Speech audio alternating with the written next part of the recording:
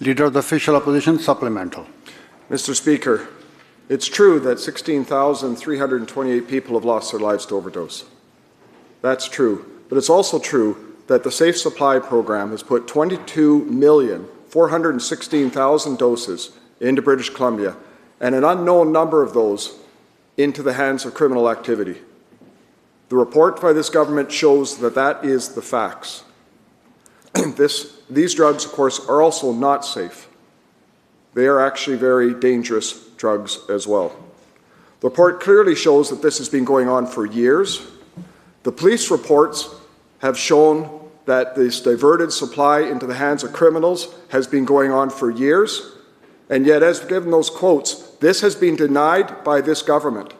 The real question that the public is asking is who knew in advance how bad this situation was? When did they know about it? And quite frankly, the taxpayers want to know how much their money was wasted on drugs getting into criminals' hands. This is why, Mr. Speaker, the Premier must call a public inquiry and get answers to the public that demand to know how this government has been mistreating this file.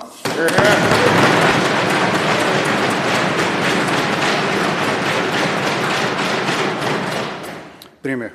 Honourable Speaker, the risk of pharmacies diverting opioids existed before the prescribed alternative program. It exists after. The entity within the Ministry of Health that was set up. Members, Premier has the floor. The entity within the Ministry of Health that was set up to investigate pharmacies was set up in 2014 by the BC Liberal government because of issues related to the diversion of opioids. And so ensuring that that agency had the authority, was focusing on pharmacies and the issue and the risk of diversion was a priority for us. We ensured that they had the resources to do that. It resulted in a very significant investigation, which they were briefing police on.